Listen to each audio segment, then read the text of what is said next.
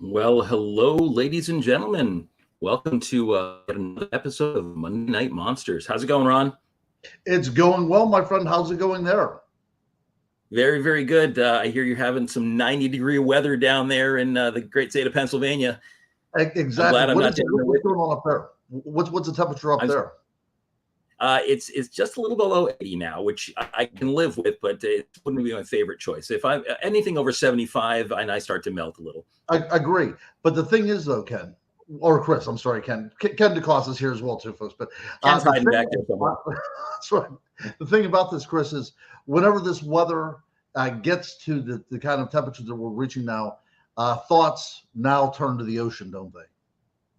Absolutely, they do. And of course, it's Memorial Day weekend. It is what we call the first official weekend of summer, and so I'm just there with you too. This time of year, my thoughts turn to two big things every year at the beginning of summer. I think hot dogs and sharks. That's my two big summer Exactly. sort of fancies.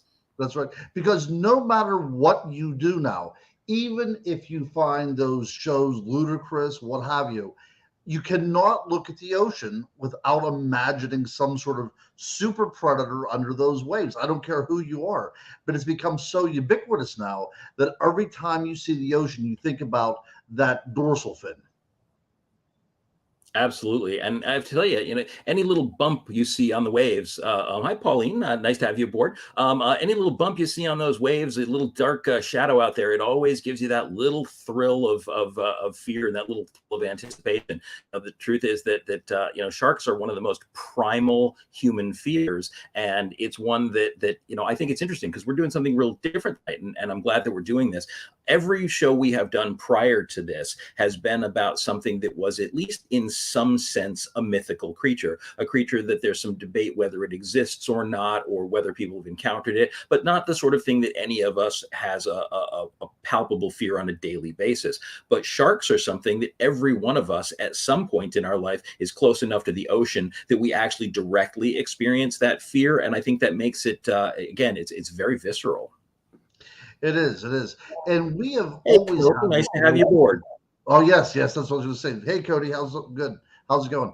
But we've always had this connection with the ocean. I mean, ever since the very beginning, the idea of we're always wondering what is over that horizon, and I'm sure that in the very beginning of our stepping out into the water and stretching our legs a bit and trying to find out what's over that horizon, it probably did have some encounters very early on with sharks. It's hard to imagine that we wouldn't. I mean, we've been a fishing species for hundreds of thousands of years at some point, and there's got to have been more than a few incidents where somebody fell overboard and was devoured by one of these creatures. And so that certainly would, we had dinosaur sharks at one point, in history, and we'll talk about that a little bit later on, of course, when we get into it. And so there must have been creatures much larger than anything we encounter today. So I would think that is hardwired into our DNA. That's what I was getting at. This is one of those things where we don't have to worry about something falling out of the trees at us or something stalking up to us at night around the campfire. This is something completely different because in order to have contact with a shark, we have to agree to enter into its environment, right? I mean, that we're going into their world, which is one of those other unique things when we talk about these things that go bump in the night and these ideas of archetypes. This is the only one that we really have to, go. We have to voluntarily go into its presence. It's one of the most, I think, intriguing things about the ocean in general. And the reason that it can be so terrifying is because, unlike any other place on Earth, ocean is a completely alien environment to us. You can crawl down into a cave and it can be terrifying and you can not know what's down there. You can fear the dark in a cave, but you can breathe, you can function, you can still exist within that environment. If you're in the woods, you might be worried about wolves or bears or monsters in the woods, Jason Voorhees coming to get you, whatever, but you're still in an environment that in some way you recognize. But the ocean is this vast, incredibly underexplored area that is alien to us, creatures that we barely understand because they're so bizarre and so different to our experience. It has an environment that will kill us in a very short period of time. If you're under the water, you can't survive at all, without an oxygen tank. And so the idea that this completely alien portion of our planet exists that can't really explore without great effort, and that we don't know what's down there, I think has terrified us probably as long as we've been, conscious enough to have an imagination, been self-aware. Before we continue though, I'm remiss in this, folks. So I do want to quickly, because I know we always have a couple of new people aboard, I want to introduce ourselves, of course. So I'm Christopher Rondina. I'm a legend hunter, folklorist, and an author. And this is, I think, our 12th week doing Monday Night Monsters. And so Ron, a little background.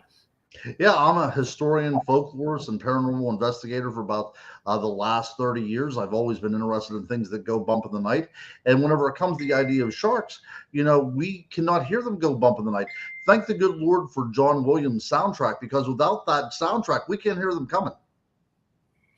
I have to tell you, to this day, I don't think that there is a person who has seen that film, and probably plenty of people who even haven't seen the film, who don't find that absolutely chilling when they hear that ominous music, that classic John Williams score coming in. If you don't find that chilling, then I feel like you don't have any emotional range whatsoever, because it just gets right to the heart of the core of fear at the basis of us.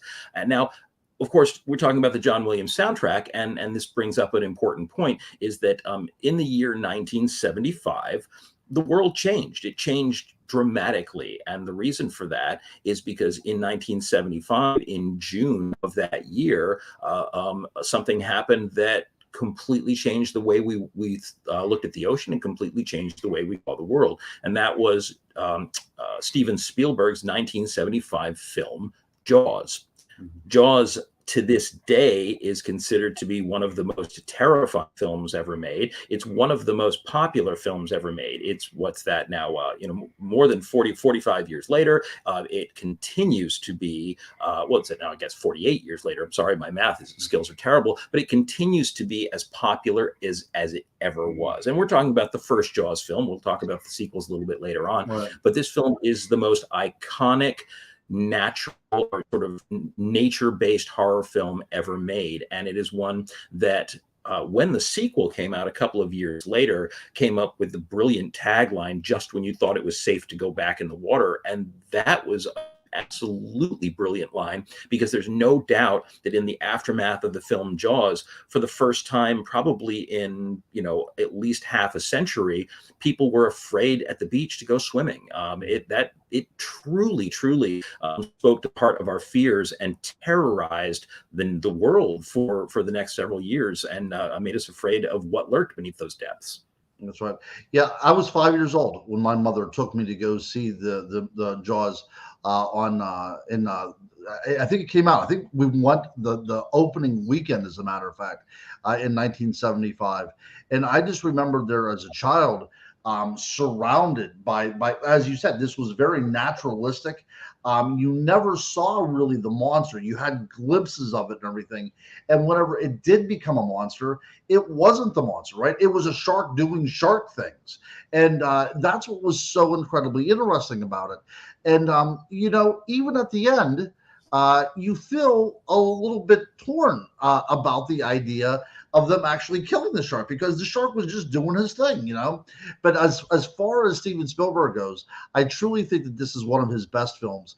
And even though you said it's 48 years old, the incredible thing about this film as well is that it has stood the test of time, and it still is on a lot of top 10 lists even to this day. Even though the special effects are a little shoddy here and there, but we're talking about practical effects. These were things that were happening, no CGI.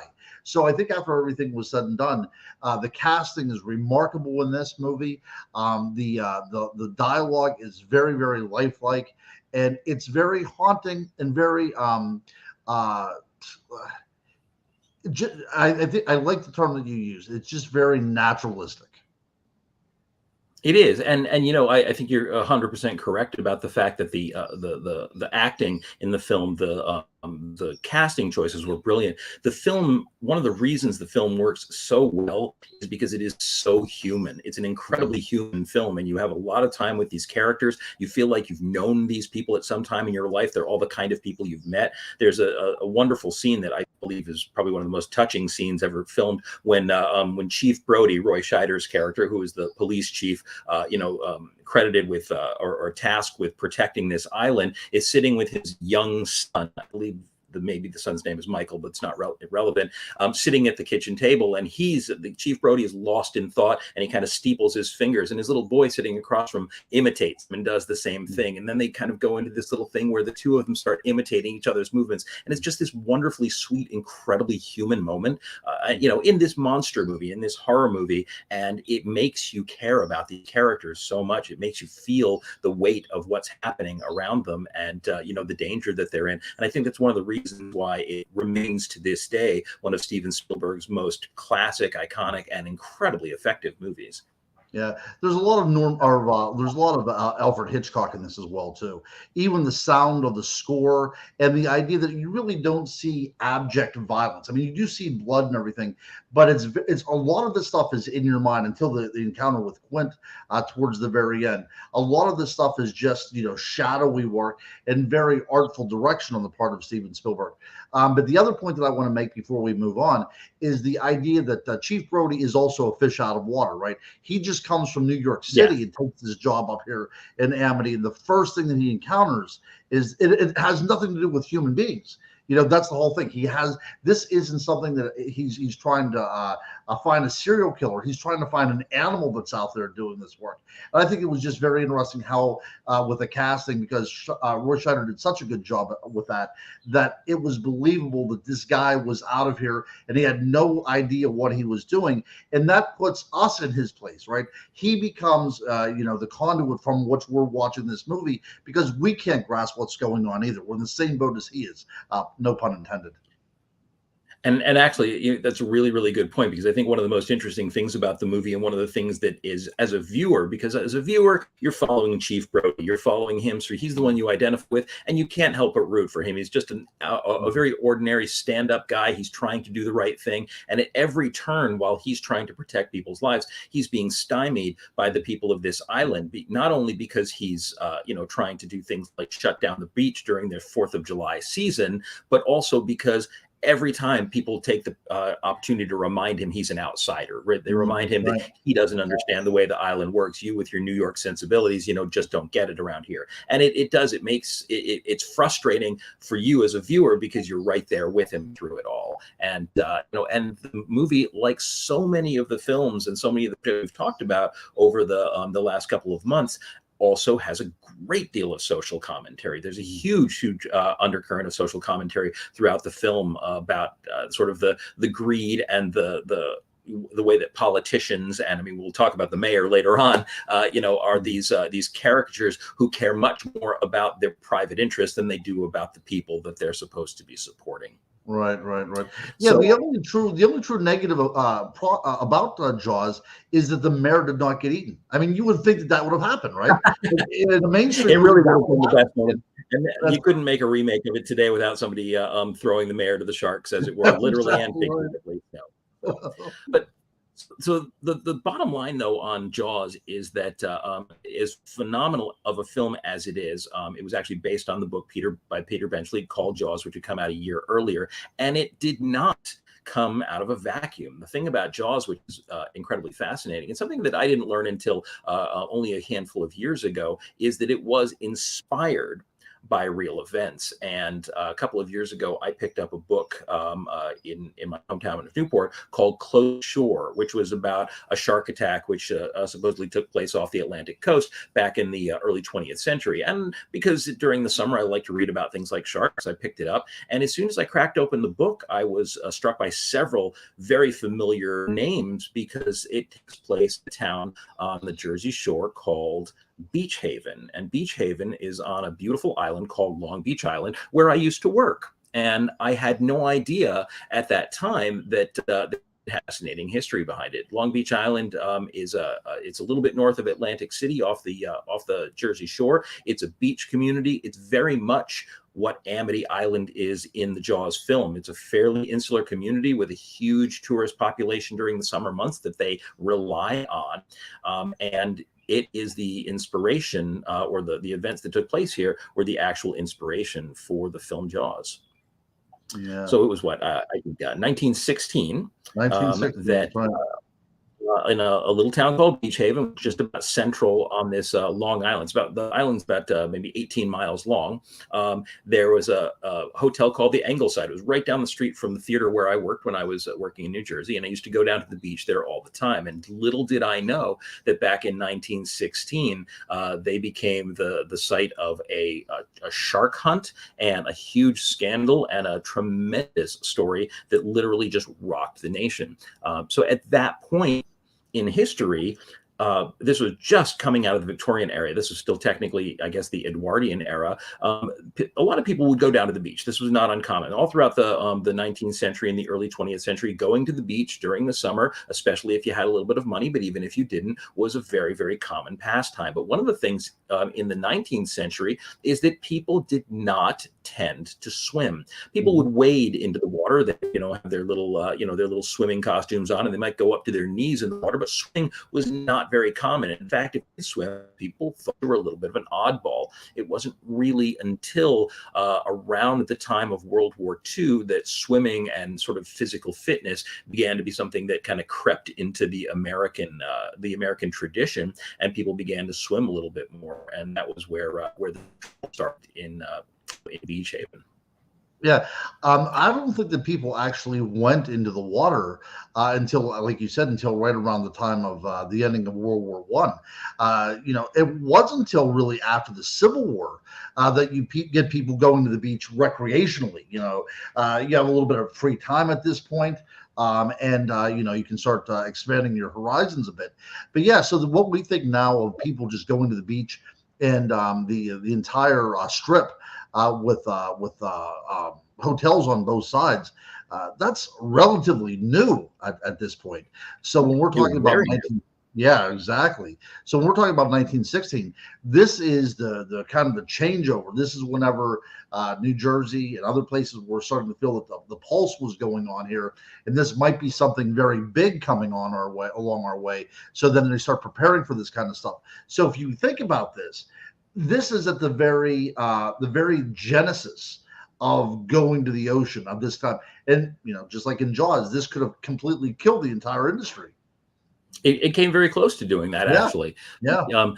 And something you mentioned a few minutes ago was 100% true, which is that all of a sudden people found that they had leisure time, and this was a big change because a big part of this was the dawn of the Industrial Revolution, and the dawn of the Industrial Revolution with machine manufacturing and things like that. They started to structure work weeks in a very different way. People started to have things like weekends off or shorter hours. The sort of grueling hours that many people worked became a little bit less of a thing, and families started to have things like weekends off or vacation time. So that kind of creeping in of the modern concept of a work week and leisure time was actually quite new to people. And this is why these beach communities and these resorts, boardwalks, amusement parks began to spring up, because for the first time people had a little bit of disposable income and a little bit of time to spend it.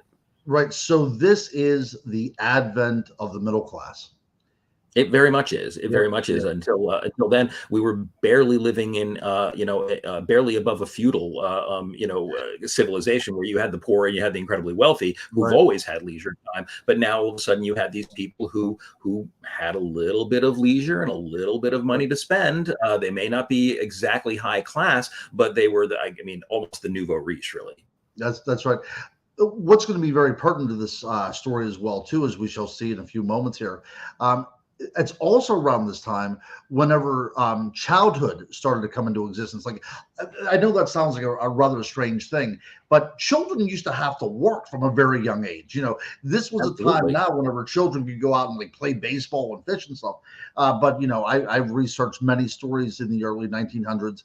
Whenever I interviewed one lady, and she said her brother was going to work in the mine, and he was so small that his lunchbox was dragging off the ground. So this is a time now, like you had said, with industrialization and everything, that we now have a time whenever children are allowed to be children. Again, 100% true. And it really kind of all was a perfect storm that created this It was right. environment, in which this situation could happen. So into all of this, and into this little seaside town of Beach Haven, which was almost entirely thriving based on a brand new tourism industry at this point. And it had the advantage that Beach Haven was the entirety of Long Beach Island. It was only about an hour drive from from Philadelphia. It was only about an hour drive from New York. People who were getting out of work in the city on a Friday could easily take the train down there, get a trolley over to the island, and then have a lovely weekend by the beach before they went home for work again. But into all of this mix, and all of this hubbub, Beach Haven got a brand new visitor, and they didn't know that it was out there.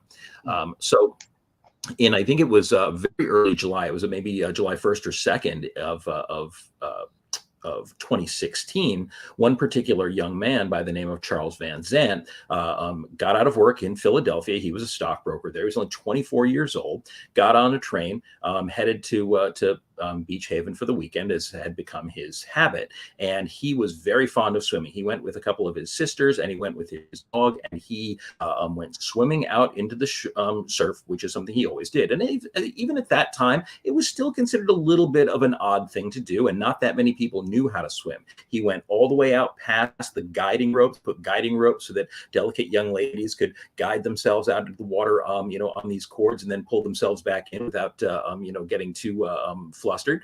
And he swam right out in the middle of it all with his dog by his side. And while he was out there, I believe one of the lifeguards reported that somebody thought that they saw an overturned red canoe, because all of a sudden out in the water, there was this bizarre splash of bright red that seemed to come out of nowhere. And when they realized that there was a man out there calling for help, the lifeguards dove into the water, dragged this man out, and found that his leg had been torn basically to ribbons and bitten almost through.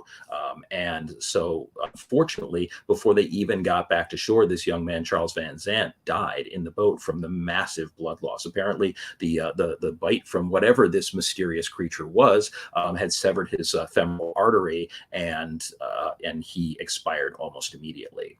So, as you can well imagine, this was terrifying. This was absolutely terrifying to the people on the beach. Everybody rushed out of the water. People were terrified. But the officials rushed to make sure that everybody was reassured immediately, and that this couldn't possibly be a shark. It was just some kind of, dreadful accident. It could have been any number of things, but there was no way it was a shark, because sharks couldn't do this kind of thing, and did not waste any time essentially covering up, or at the very least trying to brush off the significance of what had happened. Yeah. So about 5 days after Charles Van Zandt did that, had died, about 40 miles north, once again, right off the coast of New Jersey, near a town called Spring Lake, another young swimmer was killed in exactly the same circumstances, but he was much more badly wounded. He actually died in the hospital. They tried to perform surgery on him, but unfortunately, he did not survive very long. Both of his legs bitten completely off below the knees. So he lost both of his legs before they even got him out of the water. Once again, thankfully, at least the lifeguards were able to get in there and drag him back, but with no avail, and he died.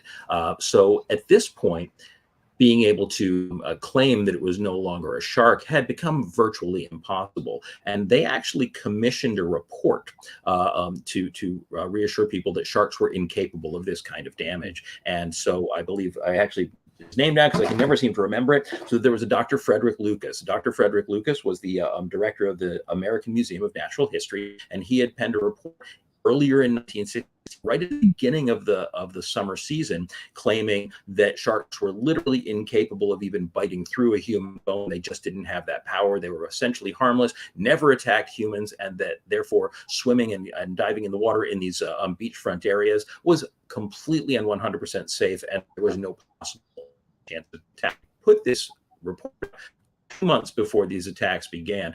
it's almost as if it was some kind of bizarre conspiracy that they did this. But now this was all, of course, quickly going to hell in a handbasket, and they had to retract that information very, very quickly.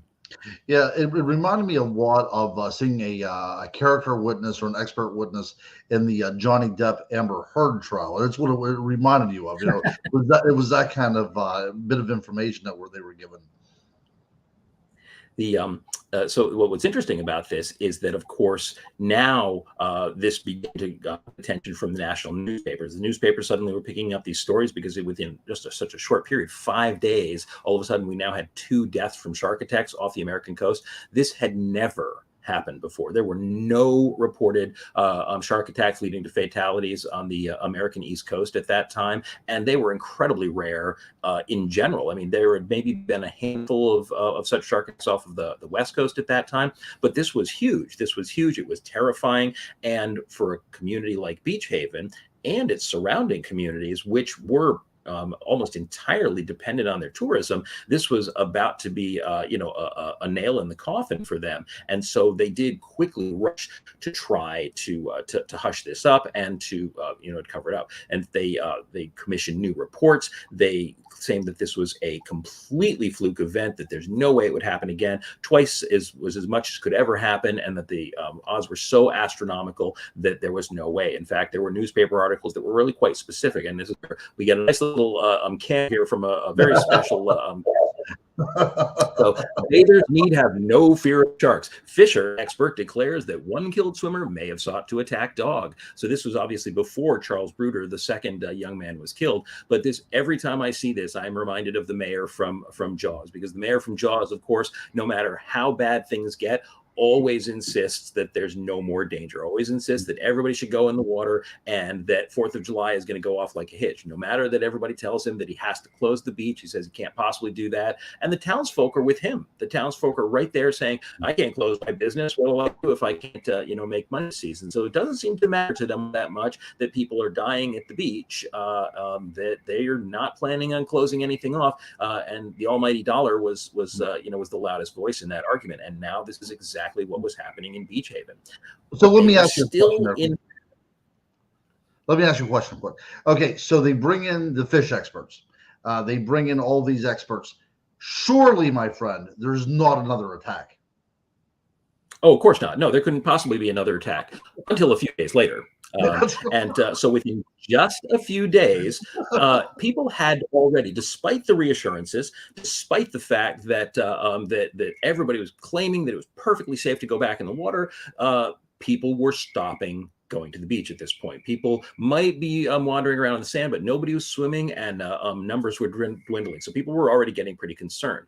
But inland, in some of the smaller towns that were not these tourism towns, people really didn't have too much worry about it. So people had ponds and streams and lakes and things like that they were still swimming in. And of course, they didn't think anything about it, because there's no way that a shark would come up into one of these creeks or one of these streams until it did.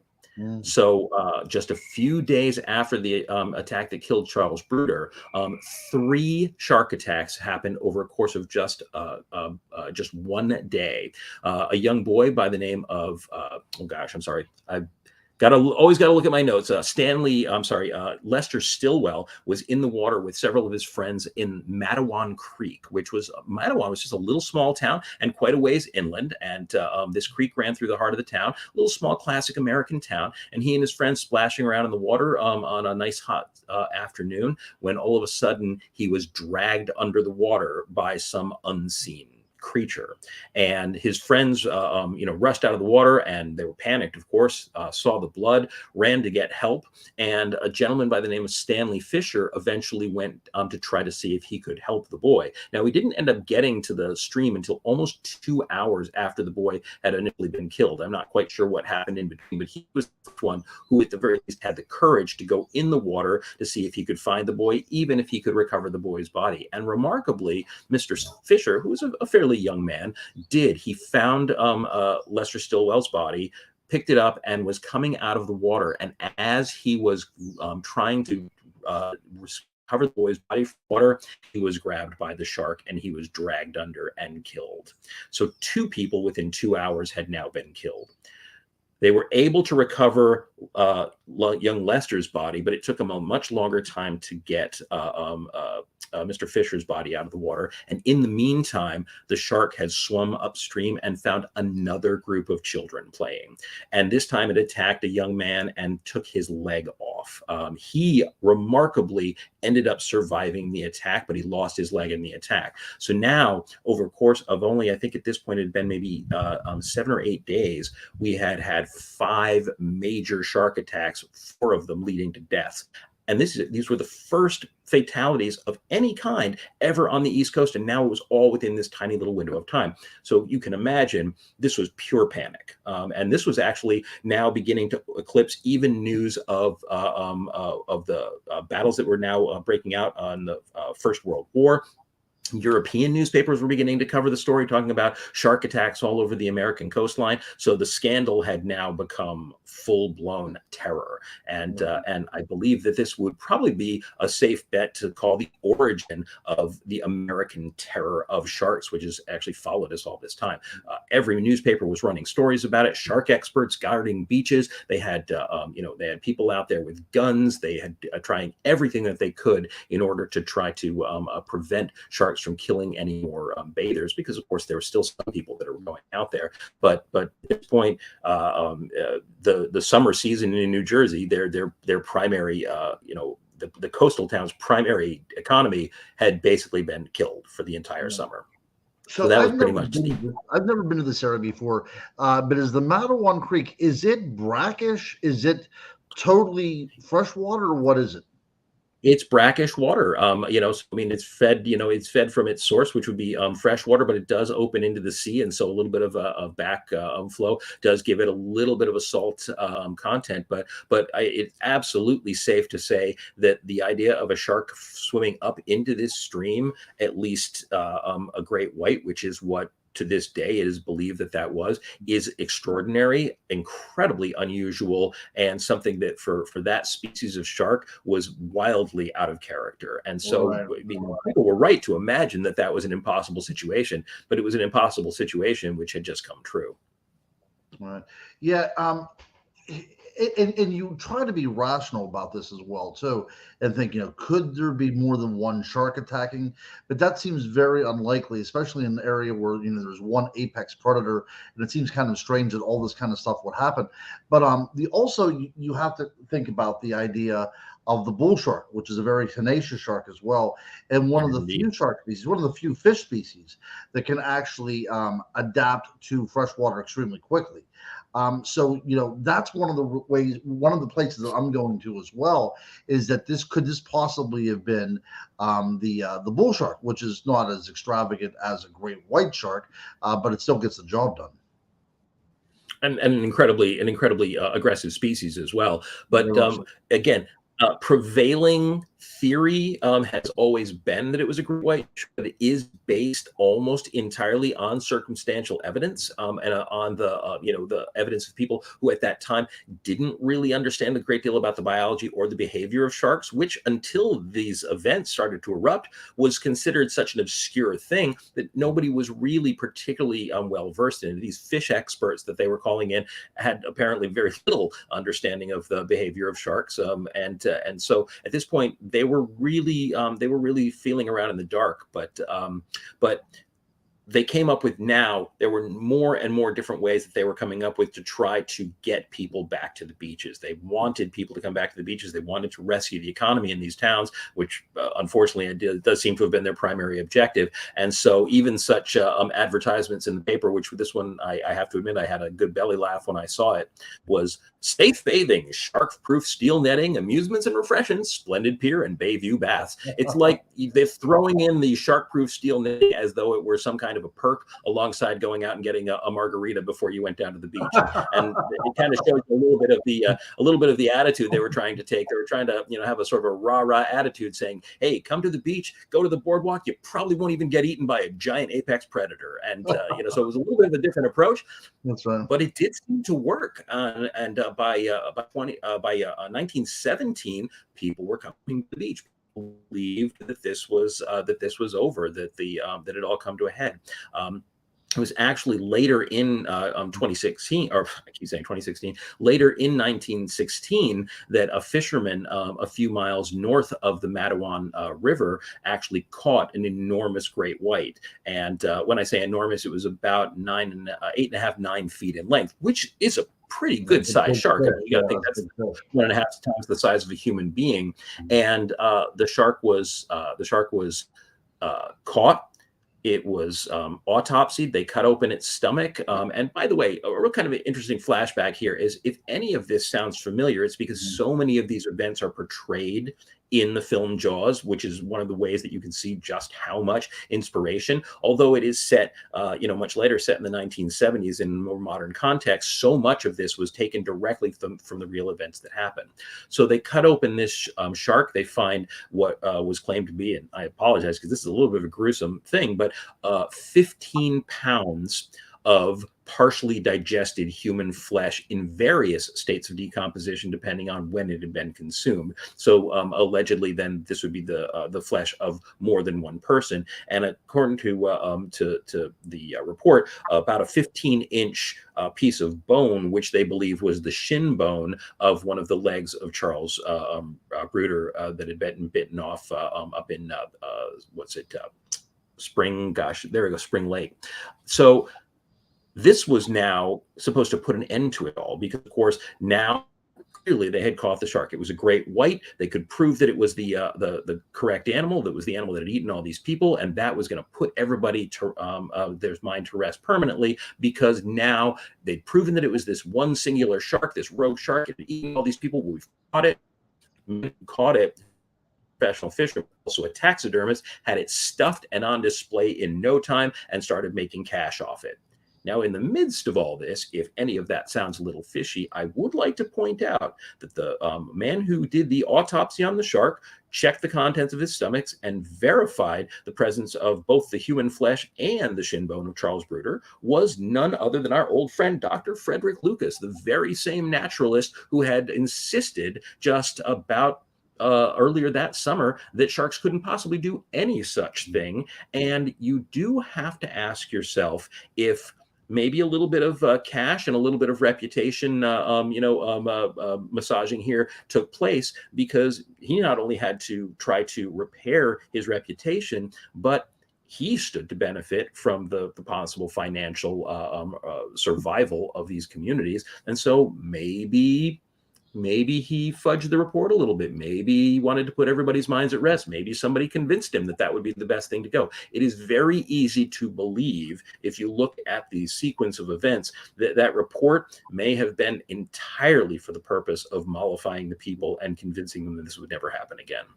That's right. It's hard to imagine, hard not to imagine that, at least. Right.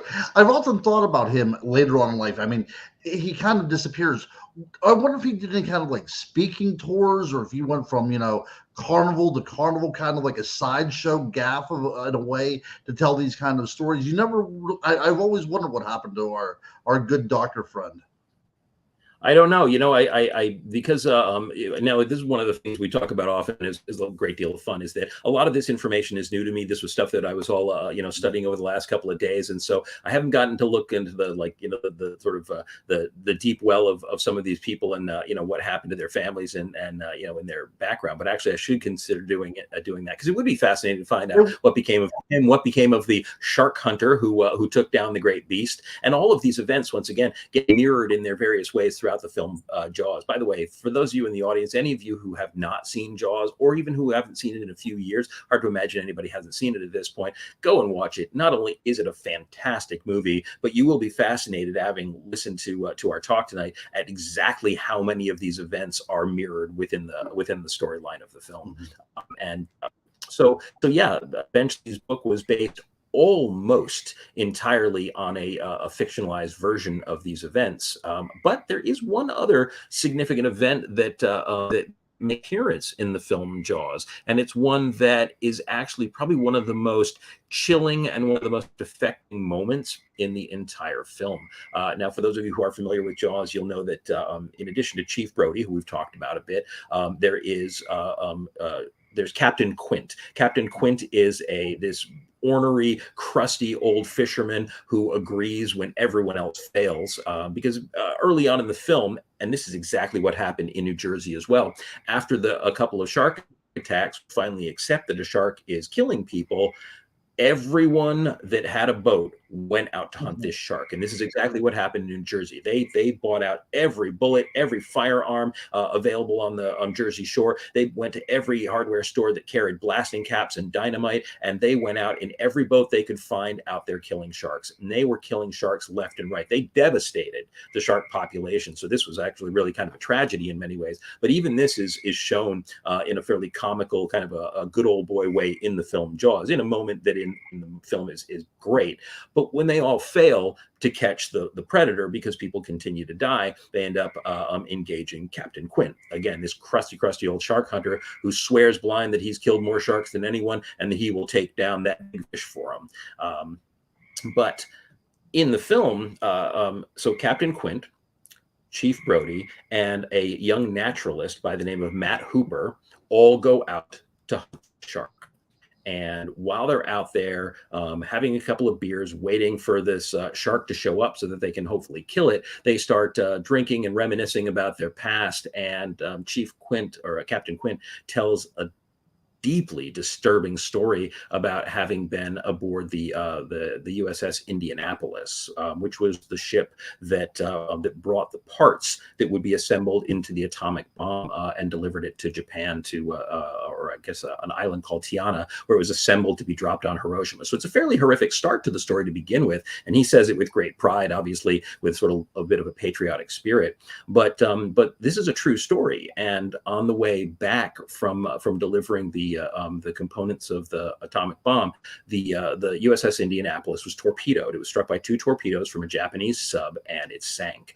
And of the, I think, 1,800 men aboard that ship, only about 800 went into the water alive.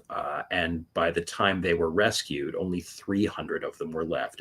And Quint tells the story of the men who were dying of sometimes just losing strength, slipping into the water and drowning. Some of them, dying of being parched, drinking seawater, which can easily dehydrate you and kill you. And then one by one, the rest of them being picked off by sharks. And it is a chilling and absolutely terrifying story. And it really is one of the most affecting moments in the film.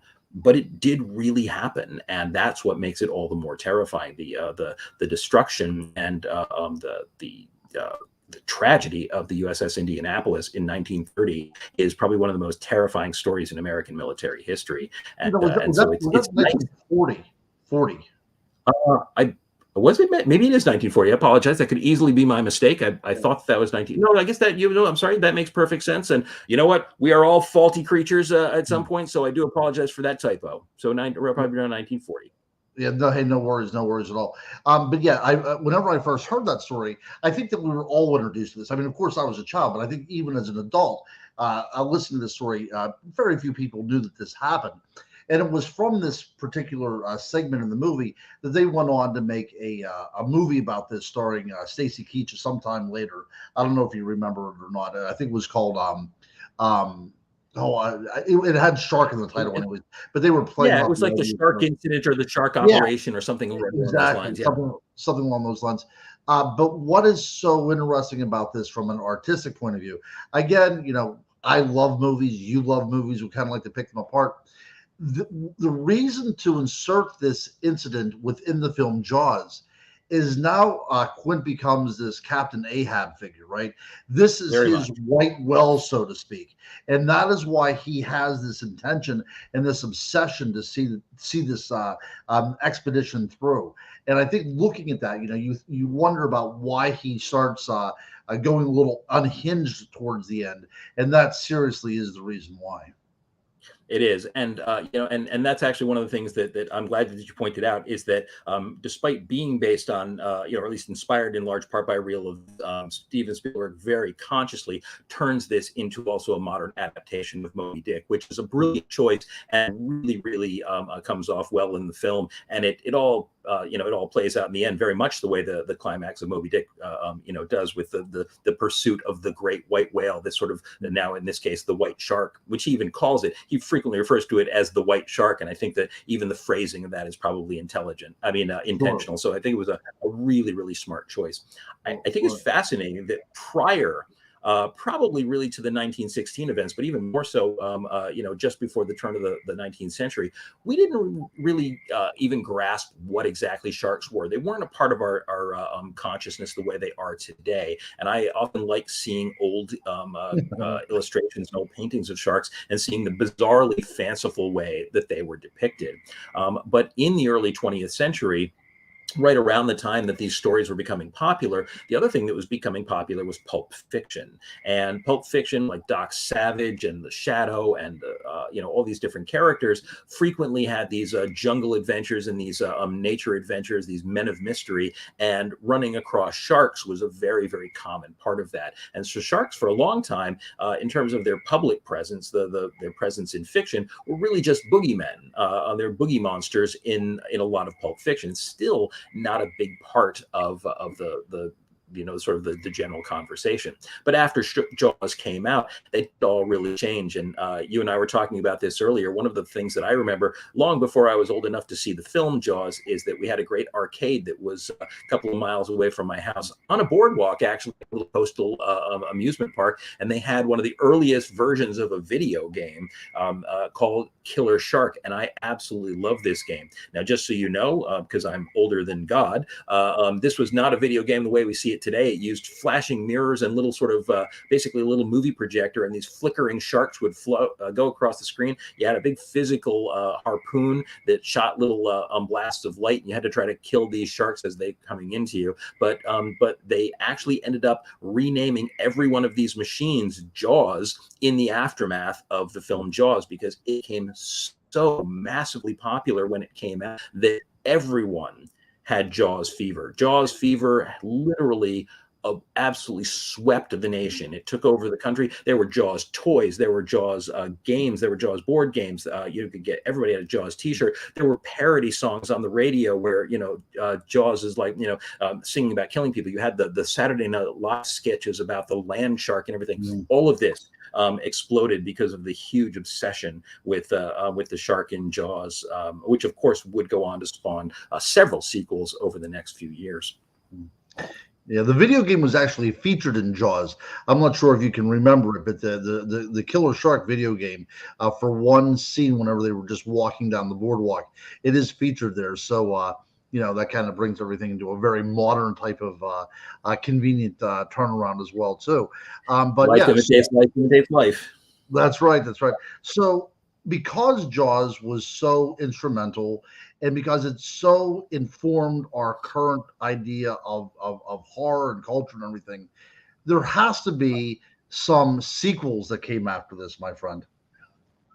There were more than a few, and I will say that the quality of them did take a little bit of a dip, maybe over the course of years. In the immediate wake, fascinatingly, Jaws, the original film made in 1975, came out just a year after Peter Benchley's novel Jaws, which is a pretty remarkable turnaround. That's pretty cool, yeah. That somebody just, maybe even the publisher thought that this was a gold mine and shopped it out to a movie studio, because to get it made that fast was remarkable. And just a couple years later, followed by Jaws 2, which is still quite a fine film. It doesn't have the tension. It doesn't quite live up to the original film, but it's very tense. It's got a lot of truly scary moments, and it's actually a very, very watchable film.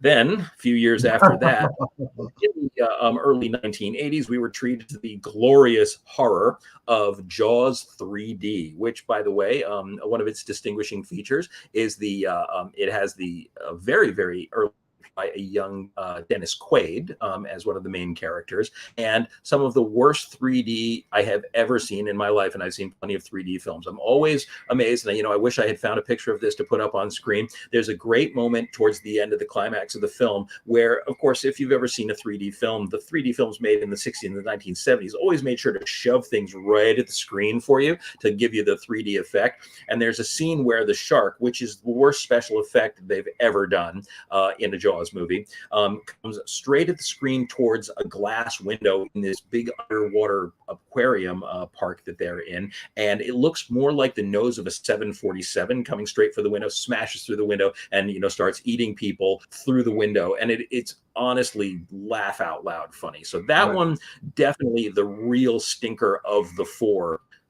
But you can't say too much more about. I don't know if any of you have had the great joy of seeing Jaws 4: The Revenge, the weirdest by far of all the Jaws films, because in Jaws 4: The Revenge, which I think came out in the very late 80s. I'm sorry, I don't know the date off the top of my head, but the Jaws franchise had been pretty close to dead at that point. They finally resurrected it, and they came up with this absolutely bonkers plot line that the shark, which by the way has now been killed 3 times in the previous film, so we have to assume this is a new shark every time, that the shark returns for revenge because now it has some kind of psychic connection to the Brody family. And so Roy Scheider's character appears in a couple of flashbacks, but the 2 sons and the original actress who played Mrs. Brody are all in the film. And the younger son is killed on Christmas Eve by a shark, which swims into the harbor, sets a trap for him, and then kills the son. And so she becomes convinced that it's hunting the family. She flies down to the Caribbean, where, by the way, there are no great white sharks, to be with her older son and sort of get over her grief. And the shark follows them to the Caribbean and starts hunting them down there. It is the most completely bonkers, ridiculous ever seen in my life, and it's so bad it's a joy to watch. It's terrible and wonderful in all those great ways. My friend, it stars Michael Caine too. Well, stars is a bit of a strong word here. This is Academy Michael Caine chewing the scenery at his best. Yes. So he was approached and asked why he did it, and he said that he spent 2 weeks filming it, and his mother needed a new house, and that's why he did it. So I do have to point out that that when we talk about these massive sharks, the shark that is in the original film Jaws, which I consider the canonical shark of the Jaws franchise, is a 25-foot great white shark. Now that is larger than any shark that has currently been recorded. We've never actually discovered a 25-foot great white shark, but they are truly massive creatures, and these animals get up to 16, 18 feet in length. And that is a massive animal. And it is understandable when you see a creature like this in the wild or even in video footage that they would be terrifying. And the largest shark to date that we've ever actually tagged and discovered was a huge female shark that's often referred to as Deep Blue, and she was identified and tagged off of the coast of Hawaii. Very, very big animal. They're not necessarily always aggressive. People swim with the sharks, and knowing and understanding their behavior, are able to avoid being attacked by them. And Deep Blue, not an incredibly aggressive animal, but the largest so far great white shark on record. So you have to wonder, with the fear that we have of these animals, are there creatures in existence? Are there creatures that exist that could live up to the fear of the monster shark that we have, that we have come to understand? These 25-foot, 35-foot sharks. We have animals like the whale shark. Now, the whale shark is absolutely a gentle giant. This is not at all an aggressive animal. They eat plankton and small fish. You could swim right alongside one and pet it, and it would never act aggressively towards you. But the animal still has that classic shark silhouette, and at 35 feet in length on some of the larger species, I can imagine that would be a terrifying sight to see. Especially seen from above, from a boat. It must be frightening. Oh, I imagine, especially if you imagine that dorsal fin breaks the surface. I mean, if you don't know what a whale shark is and those speckles that you would see, which is usually an easy way to identify them, those dots at the bottom, if you don't know what that is, or just a gut reaction, I think I'd probably panic myself in the water, and I'm familiar with these creatures. But a couple of years ago, off the coast of Australia, they had tagged a pretty good size, about a 9-foot great white shark, and we're tracking them, as we often do, to try to understand the migration patterns of these creatures. And after tracking this 9-foot shark for quite a while, all of a sudden its signal became very erratic. It was diving down into the water. It was coming way, way up towards the surface and back and forth all over the place. The temperature got really, really hot all of a sudden, and they didn't understand what was happening with the tracker for this shark. And eventually it stopped moving. And when they were able to recover the tracker, they realized realized that the shark had been killed and eaten by something. And you have to say to yourself, so what would kill and eat an enormous great white shark? Because to the best of our knowledge, there are no predators that are higher on the food chain than a shark out in the ocean. And one of the theories that people have loved to bandy around is the idea that there could still somewhere out in the depths of the ocean be a megalodon. And that's a term that probably you're familiar with now, because in the last couple of years, megalodons have kind of re-entered the public consciousness. But Ron, this was your suggestion that we would do an episode where we talked about the megalodons, and so I'd love to hear your thoughts. Do you think that there is any chance that these massive prehistoric sharks still exist in the world today? Well, from the kind of cryptozoological aspect, of course, you would like to think that there's something like this still out there. Now, we have to understand that we do, whenever we use the oceans a lot like we use highways. There's patterns to follow. So it's very possible that if any of these, there's a remnant population of the megalodon still out there, it simply avoids these kind of human patterns, which would make sense. The idea also that military equipment puts out a lot of different noises, this might keep them at bay. So they might be out in very open waters where we don't go very often. That would be awesome to believe in that. And also, I don't think these things would be much around coastal areas. These are big, pelagic, open water feeders. So, look, a part of me, that romantic side of me, would hope that these things are still out there, because really the last thing that they would want to do is prey upon humans, because we have nothing to offer them. These are like blue whales. This would be something like the giant squid or something. They would be feeding on massive, massive game, prey. But if they were out there, that would really kind of change the way we would look at the ocean, wouldn't it? I mean, whenever you go to the ocean now, even at 50 years old, I stand there and I wonder what's underneath those waves, especially at night. And if we thought that the megalodon was still out there, boy, that'd be a complete game changer. But the jury's still going to be out unless we have large whales washing up with the chunk of a Volkswagen Beetle taken out of them. We just simply need more proof. I don't know what happened to that shark in Australia. It could have been, a lot of different things could have happened. I would like to think that the megalodon's still out there plying the waters, but again, I have to be somewhat skeptical. You certainly do. But I will say that I do I'm with you. I love to think that such a magnificent, a glorious creature could still exist somewhere on this earth. People have said that it could potentially exist within the Mariana Trench, the deepest area on Earth, and so undiscovered. It is a stretch by far to believe it, but it's a wonderful thought, and one that obviously kind of thrills the soul a little bit to think that such creatures could still exist. I mean, giant squids were once thought to be mythical, and we've certainly discovered that versions of them still exist. Of course, we talked a few weeks ago about the coelacanth, which was thought to be extinct for so long, and now we've discovered that they do still exist. So there's maybe a little hope that one of these monsters are out there, though I will say that just makes me all the more resist the idea of going into the water, because I'm not particularly fond of the idea of being eaten by a mega shark, even if it would make for a spectacular story. What, if that would happen, I will come out on record and say there's no way that's possible. And once they prove it's possible, I'll go around lecturing at seaside carnivals. That sounds like money in the bank, if you ask me.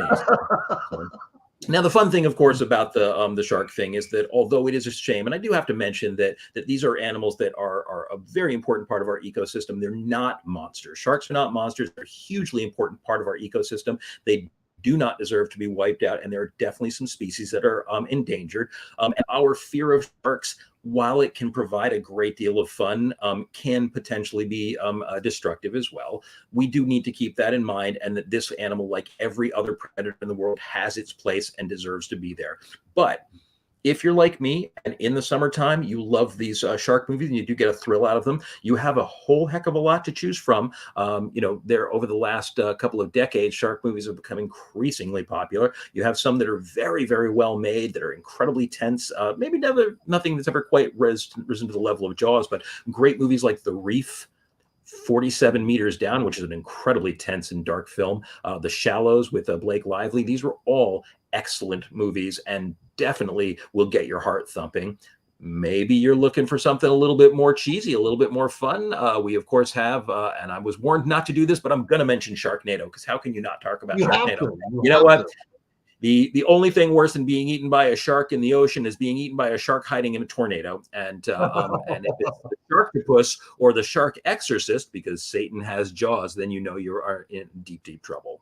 You do. And if any of you have not seen the most recent Big Shark movie, we were talking about the Megalodon. Don't miss the Meg, because the Meg is such a gloriously fun, goofy, incredibly fun giant shark movie where a giant Megalodon is hiding in the Mariana Trench, just in case you were wondering. It's worth watching. It is a movie that doesn't take itself seriously. Big, fun action movie with the biggest shark that's ever been put on film. And for me, that's an absolute winner. So, the special effects are good. They're very, very good, and the acting and everything. It's a movie that's a great deal of fun, and sometimes that's what you want is popcorn and a lot of people being eaten. So, Christopher, I had a fantastic time with you tonight, my friend. This was great fun as always. Awesome. And folks out there, thank you very much as always for joining us tonight. Hope that you're getting into your summer spirit now, and getting ready for some good beach time activity. Hope we're not scaring you off from that too much. We will all see you next week on Monday Night Monsters. Please, if you're enjoying tonight's program, don't forget to subscribe, hit that notification bell so you'll learn when we have our new shows, and we will see you in 1 week on Monday Night Monsters. That's, of course, presuming, as always, I can find the right button to push to get out of here tonight. So, guys, have a wonderful night. And the outro.